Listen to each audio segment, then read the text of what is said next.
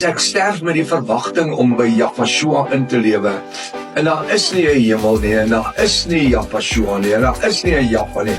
Weet jy wat, ek het niks gemis nie. Maar weet jy wat surprise het jy as jy doodgaan, en daar is 'n hemel, en daar is 'n Jaffa, en daar is 'n betroon, en daar is 'n hel. Pel, jy het 'n major probleem.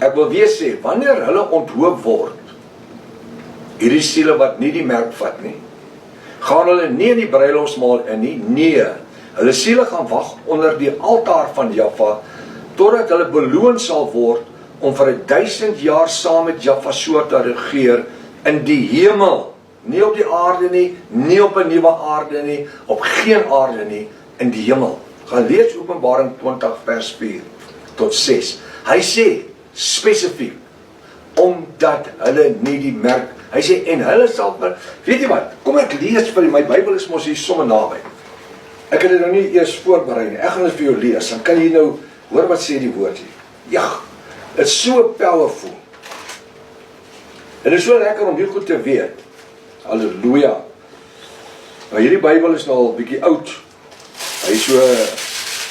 hy sit so nou en dan bietjie aan mekaar vast, Openbaring 20 vers 4 sê, en ek het trone gesien, ek is Johannes, het trone gesien, en hulle, dis die bruid, wat hier weggeruk is, hulle het daarop gaan sit, en aan hulle, dis die bruid, is die oordeel gegee, halleluja, halleluja, gaan luister na die Hebreërs 3, ek hanteer die goed nou daar, nou sê hy, dubbelpunt, en ek het die siele gesien, wat onthoof is, oor die getuienis van Jafashua, wat lees ons nog al die tyd, die getuienis, wat hulle getuig, en oor die woord van Jaffa, die Bybel, en die wat die dier en sy beeld nie aanbid het nie,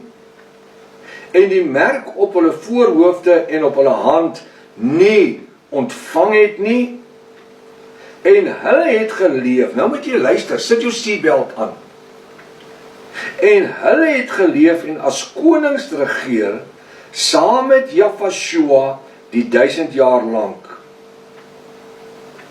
en die ander dode het nie herlewe, totdat die 1000 jaar voleindig was nie, dis die eerste opstand, die ander dode in die doderyk, so is nog nie wit troon oordeel opstanding nie, het ons dit, so die 1000 jaar aardse vrederyk, is vir wie?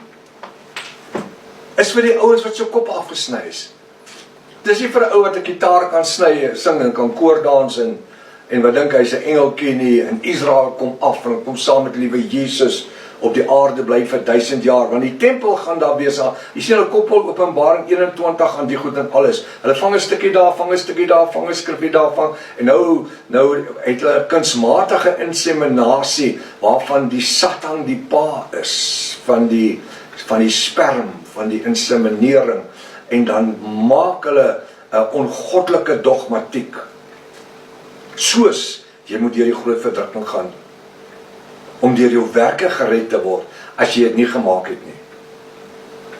Jy moes hem ons in die eerste plek gemaak het, en saam gegaan het.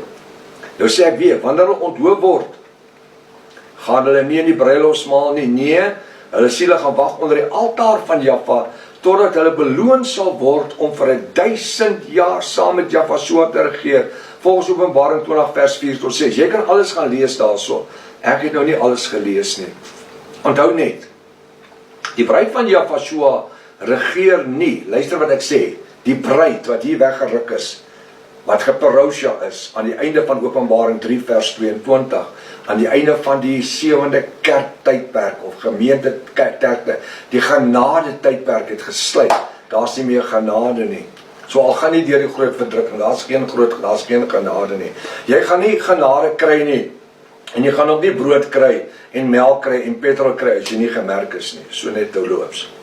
Onthou net, die bruid van Jafashua regeer nie net vir 1000 jaar, saam met Jafashua nie, nee, maar hulle regeer as konings, seuns en priesters vir ewig saam met Jahweh. Het jy gehoor?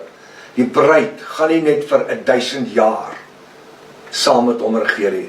Ons lewe in oneindigheid saam met hom as konings, seuns en priesters. Hier volg 'n skrifverwysings om die bruilofsfees te bevestig. Maak notas.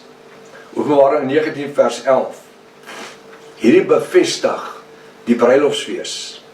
Openbaring 19 vers 11. Matteus 24 vers 1 tot 44. Daai het niks met die kerk te doen nie. Matteus 24 vers 1 tot 44 het niks met die kerk te doen nie. Matteus 24 vers 1 tot 24 het met Israel te doen. Het met Israel te doen. En hulle gaan ook in 'n bruilofsfees later. Want hulle, daai 1/3 van hulle wat gered word deel van die bruid van Jahweh. Kan daar gaan kyk in Openbaring 21, dink is vers 4, vers 6, daar sê hy, en die bruid van die lam het sy vrou geword. Die ander helfte, wat saam, daar's 2 gedeeltes wat een word. Ons praat in Engels van the Gentile bride en Jacob's bride. Gentile bride, ons wat uit die heidene gered is, wat aan die einde van Openbaring 23 opgeruk is, hulle wat uit Jakob uitkom, uit Israel, die bruid, Jacob's bride, wat by Openbaring 19 vers 11 weggeruk gaan word, want Jahweh kom sy voet op die olyfberg sit, en saam met hom kom die bruid, in wit fynrein klere. Hulle kom nie oorlog maak nie. Jahweh aan die kruis het klaar al die oorlog gemaak, hy het klaar die fight gewen. Hy kom net die 1/3 van Israel haal. Hy kom net die dal van Abiginon skep. Wanneer hy sy voet op die olyfberg sit, dan skeer hy van die ooste na die weste. En daardie gedeelte gaan die dal van Abiginon wees. En dis waar die perde tot by hulle stange in die bloed gaan loop. Daar bestaan nie op die oomblik 'n dal van Abiginon nie. Van die dal van Armageddon of Abiginon nie. Nee, wanneer Jahweh sy voet op die olyfberg sit, dan skeer die olyfberg in 2, halleluja.